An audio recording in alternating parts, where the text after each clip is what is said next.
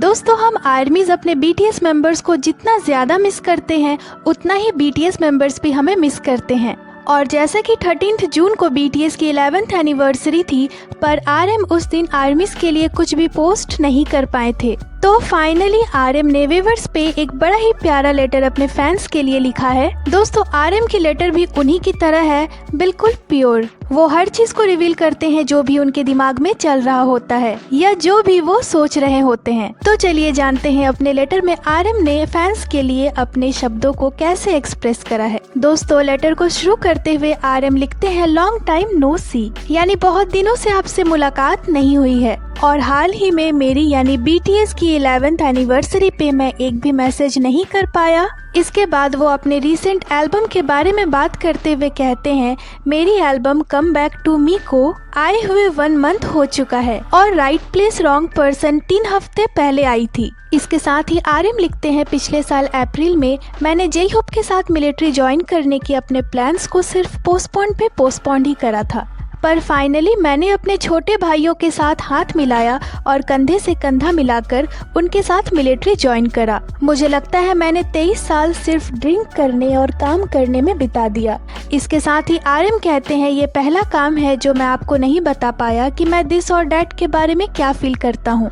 बहुत सारी चीजें ऐसी है जो मैं आपसे कहना चाहता था, पर वो सारी चीजें मेरी एल्बम में लिखी हुई है। ये एक ऐसी एल्बम है जिसके प्रति ईमानदार होने के लिए मुझे काफी संघर्ष करनी पड़ी थी। मुझे आशा है कि आप इसे लंबे वक्त तक पढ़ेंगे प्लीज। और इसके बाद आरएम जिन के बारे में लिखते हुए कहते हैं, जिन अब फाइनली मिलिट्री से डिस्चार्ज हो चुके हैं 3 दिन पहले, और मैंने फन के लिए एक सेक्सोफोन भी खरीदी थी, लेकिन वास्तव में मेरे मन में मिक्स्ड फीलिंग्स थी कि क्या पहले जाना बहुत अकेला और मुश्किल नहीं होता। यह कैसा था, यहाँ किसी के लिए भी 1.5 साल उचित है। हम शायद अभी जिन के पास्ट को जी रहे हैं और मुझे मिलिट्री से बाहर आए काफी टाइम हो गया है, इसीलिए बाहर का समय अलग तरीके से बीतता है, ग्रेविटी अलग तरीके की फील होती है और मेरे एब्सेंस में हर कोई अच्छा कर रहा है, सब कुछ ठीक चल रहा है। इसके साथ ही आरएम कहते हैं, ये थोड़ा खाली खाली सा लगता है, लेकिन सबसे अच्छा ये था कि हम सातों एक साथ इकट्ठे हुए और साथ में हमने ड्रिंक करा और बातें करी एक लंबे समय के बाद। हालांकि ज्यादातर बातें हमने मिलिट्री से रिलेटेड ही करी थी। मुझे लगता है मेरे मिलिट्री से बाहर आने में अभी 10 महीने बचे हैं, पर मैं क्यों इन लोगों को इतना ज्यादा मिस कर रहा हूँ। दोस्तों हमारी तरह हमारे आरएम भी बाकी मेंबर्स को बहुत ही ज्यादा मिस कर रहे हैं। हम सारे लोग एक दूसरे को बहुत ज्यादा मिस करते हैं। मैं भी श्योर हूँ आप लोग भी हमें मिस कर रहे होंगे। इसके साथ ही आरएम कहते हैं, जब मैं बिखरा हुआ था और गांगवॉन डू में कहीं रहता था, मैं इसे गहराई से समझ गया था। जब मैंने आपसे फेस टू फेस बात करी थी, मुझे उन चीजों की आशा है जो अभी भी नहीं बदलती है। जब मुझे वापस आना होगा मैं किस तरह का इंसान था, ये हम सभी के लिए एक मीनिंगफुल और प्रीशियस वक्त था।